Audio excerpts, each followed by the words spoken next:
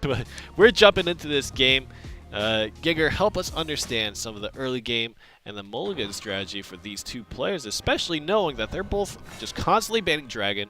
It's going to start out with Rune versus Shadow. What, in your eyes, is the most important kind of notes for each of these players in this matchup? They have to, early game, the most important part in this match. And transitioning from that early game to mid game, definitely be like a thing to look out for. Yeah, and I would say classically, we've seen this matchup at least last season quite a bit, where Dirt Rune had an extreme advantage against Mid Shadow. Now with Saris and Blade Fiend added to the mix, do you think that Mid Shadow has a chance now against Burn Rune, or do you think Burn Rune is still a superior deck in this match? Yeah, with those additions to this Shadow, they definitely are favored. I would think. This matchup. Oh, you think actually not even but favored now because of the new cards. Yes. Interesting. As long as you stop their board early game, you could just blow them out of the game with all this one. Interesting. Oh, Gengar, I actually have one trivia fact for you that you might not know. So my very first competitive tournament was an EXG tournament back in January, maybe at the end of December. I can't really remember right now, but you were one of my first opponents. And everybody in the tournament was speaking, Gengar's the best guy in the tournament. You played this off-the-wall Shadow deck with, like, Cerberus and Lord of Flies and all this other crazy stuff. And you actually taught me so much about playing Shadow in that game. I lost to you. And I still made top 8 in that tournament, but you were my loss. And I was like, man, all right, Gengar's the dude. I'm scared of playing Gengar now. I remember that feeling way back when. That was a good time. I'm sorry, I don't remember people I beat. Ooh, I like I'm just kidding. Spicy, my man. No, that's good. Okay, so talk to me about why do you think Saris and Blade Fiend, those cards specifically help this matchup so much?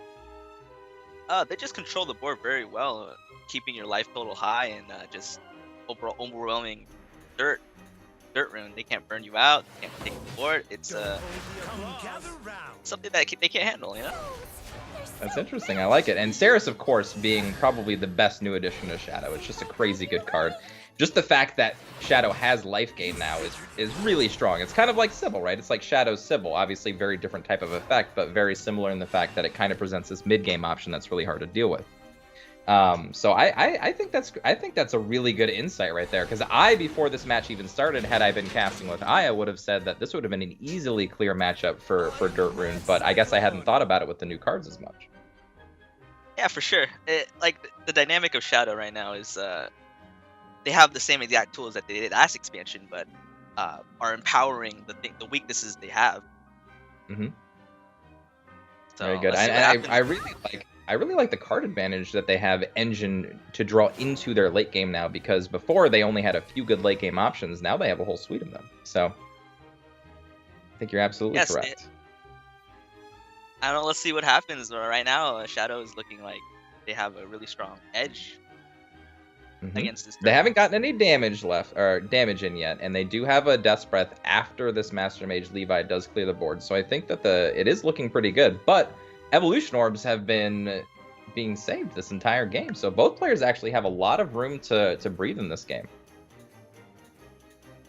And one card to look out for Rune is Oz. That could definitely swing the tide of this really fast. Absolutely. So you made mention at the beginning of the match that you wouldn't have gone anywhere near these lineups. What would your lineup been today if you had to play? Somewhere around combo, either Forest or D-Shift, or even both. Something like that fits my playstyle a lot, yeah. Okay, so even though it could have been an aggro-centric metagame that you're going into, you're just like, whatever, caution to the wind, we're going combo. Insight. I have a little bit insight of this, and they told me that they were going to bring this deck, so I don't know, maybe. I see a little insider information, okay. Yeah. Perfect. Well, you know what? In real life, if you do something like that, you might get arrested. In Shadowverse, that's just how you win tournaments sometimes. Exactly. Exactly.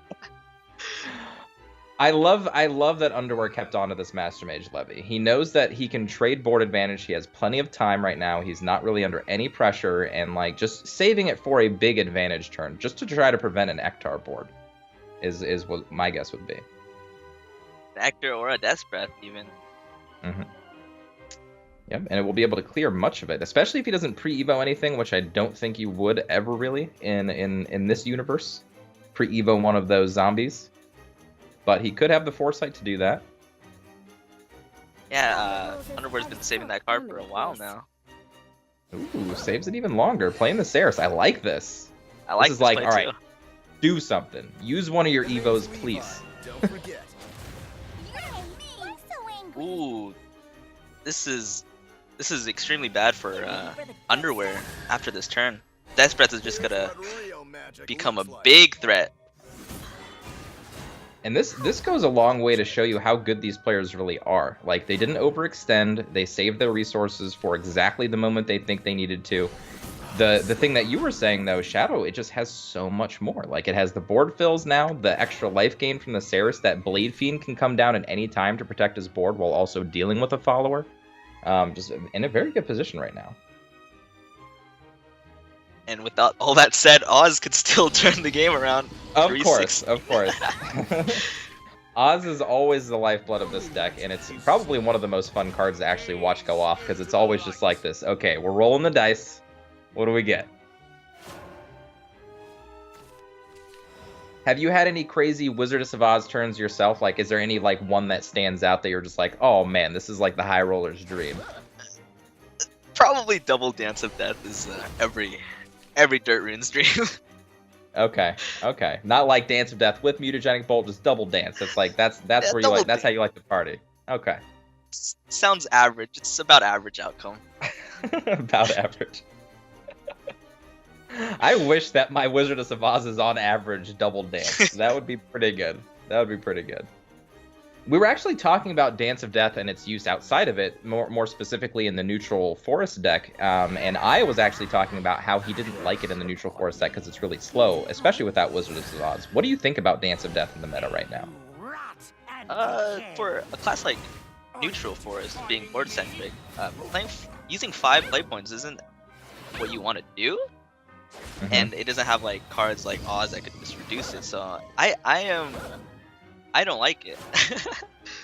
Is there any other deck besides Rune that you might find room for? Like any other aggro decks even? Like, do you think it's even necessary now?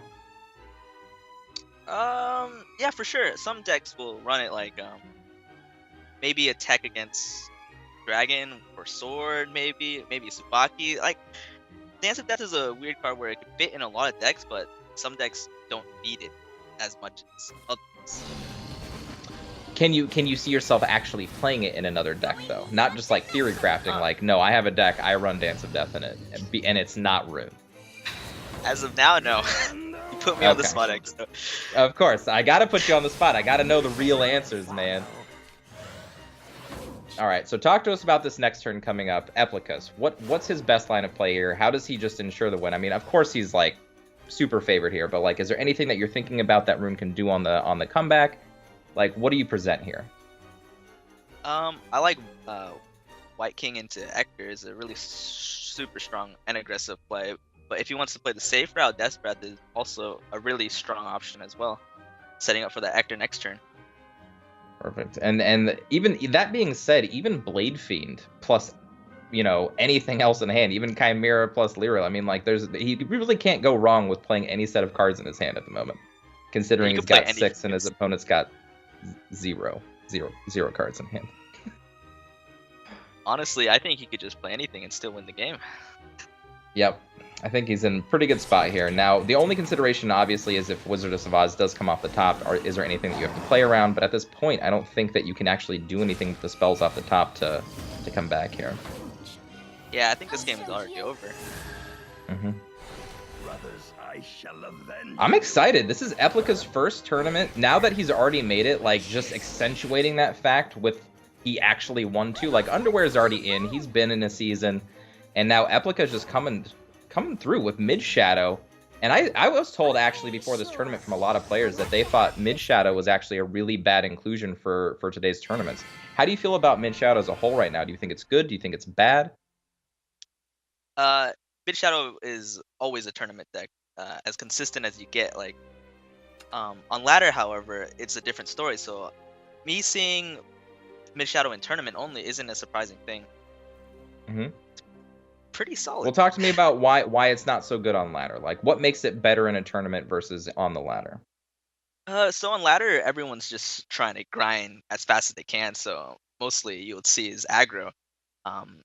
As mid shadow, you could deal with it, but it's not like ideal. It takes forever. The games are slow. But however, in tournament, you play to win, and it doesn't matter how long you play. It matters if you get that win. So. That's true. So you heard it here first, guys. And Gengar, I know you've been a supporter for Shadow for a long time, even when people thought it was terrible. So big ups to Gengar. Play some Shadow. Let's go.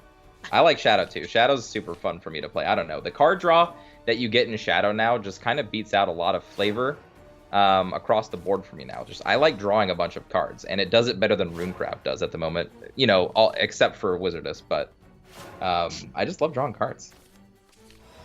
May the dark clouds be dispersed. All right, so talk to us about this matchup. Do you think that, so I think that being second in this matchup is actually better with the extra Evo point. Do you think there's any difference to that? Do you think having the first Albert is the biggest thing? Like, what do you think about this matchup? This matchup, yeah, I agree with you. Going second is extremely better. The extra card, the extra option, and also the extra evolve, like, could potentially just win you the game. What do you think about this Mars White Paladin shenanigans? Have you thought of this yet? Have you been impressed by what it's been doing? Like, are you afraid of it now? I see the disc players like scream with these decks, and they've shown that these decks have like a spot in the meta as a competitive deck, and like it's just everything it does is so well. It draws well, it has commanders, it has combos, it could stop aggro. Like, every of these factors are what makes it a great deck. And it's a weird combination of cards too. Like, it's not your standard mid. It's very different departure from what I mean. Like, it's got, like you said, combo cards in it with round table assembly, and just like Mars plus White Paladin period, or Mars plus pretty much everything in the deck as a combo. I mean, we even talked about Quick Blader and its inclusion in the deck. You normally don't see it in a deck like this, especially it already has another 1-drop in Staircase, but with Mars, it becomes this 1 play point 2/2 on defense essentially that just it's really good value. Yeah, it's insane. And like what we're seeing here about the White Paladin is controlling the board with the Staircase even for Underwear, and this is going to be a hard board for Eplicas to deal with. He does have the White Paladin on the rebound though. He also has access to Council of Card Knights. So I don't think this game is going to be decided so easily yet. But we do see a round table assembly on Dis Underwear's side of things. So even if this board gets cleared, there's always the backup chance of Mars White Paladin yet again. And this is exactly what we saw the last game. I like this back and forth, and like last time, the person with more Evos won. So we'll see if it plays out the same way this game. What was thinking hard about his parent? I like this plan. I like it too. Presents bigger board, more power, more toughness essentially, so harder to trade into, and then you can fall back on White Paladin if you ever need to. All right, Gengar, so I'm going to ask you a very specific and targeted question. You ready for this? All right. Do you have a fun deck and or meta-breaking deck that might be a secret that you play on the ladder right now that A, you either have a lot of fun with, or B, you think it's just like the business and nobody's playing it right now? I actually do have a deck that no one has seen before, and I've been playing on ladder a lot, trying to refine it. So it's not as exciting as you think. Shadow. What class is it? It's a Shadow. Okay, is it Atomy? Shadow. Maybe. Maybe. Okay. Just have to find out. Am I bringing it? How am I gonna find out? Do you stream? Your Majesty. Maybe. I'll see what I if I feel confident to show it to some people. You know what, Gengar? Keep me on Discord. You let me know when you're ready to share this deck to the world, and then I will tweet it out for you. I will make sure that people know about the Gengar meta-defining deck. All right. That sounds good. Perfect. All right, so lines of play. Let's talk about this. Alweda's command comes out.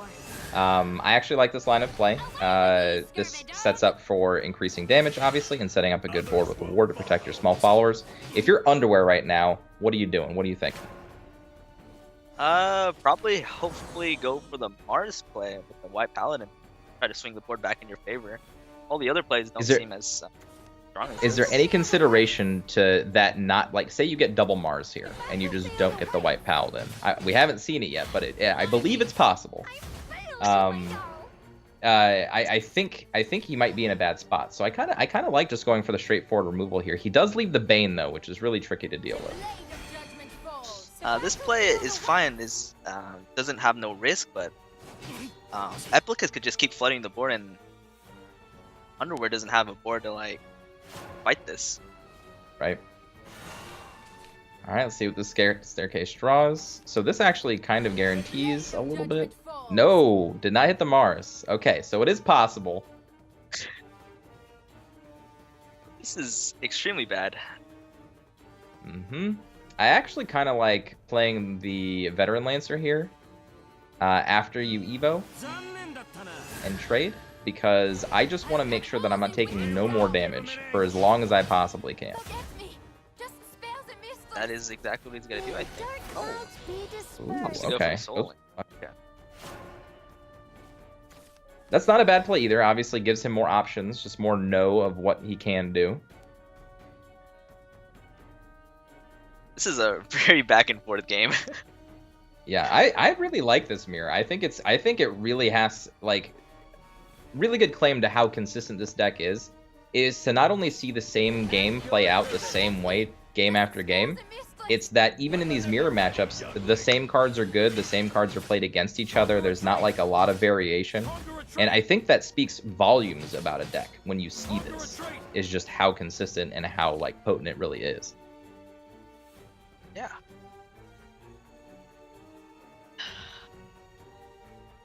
All right, so we're getting to an end game where I think Underwear is at an extreme disadvantage. He does have more cards, but that Evo point has not been used by Eplicas, and we're going into the Albert turn. So every single turn from here on out, he's got to pretty much keep the board clear.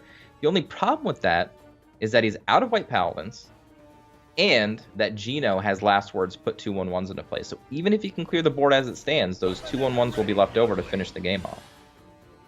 Yeah, and it looks like it's over. This is just game. The Albert next turn. I think so, because I think the only other play here is Veteran Lancer Evo into one of the 1/1s, and then Bane still exists for the ward. And wow, the extra card and the extra Evo didn't matter this game at all. Eplicas, absolutely insane run. I gotta hand it to Eplicas. He did so well this tournament, first major tournament. Goes all the way to first place, solidifies his position. Are you scared of Eplicas now? Is Eplicas one of these players where you're like, you know what, this is a new player, but he's pretty scary? I don't underestimate any opponent I play against. Good. It would just make me even more mad to lose if I did. Good answer. So even Eplicas, more mad to lose. There it is. For Eplicas. Good man. Wins the tournament on winner's end. First place finish. First time he's gotten a high placing in the NGE qualifiers. Makes it all the way to the top. And he's in Season 3. Of course, so is Underwear coming back again. But that was a very fantastic performance from Eplicas. Seems like the preparation for Disaster really, really helped out. Gengar being the third place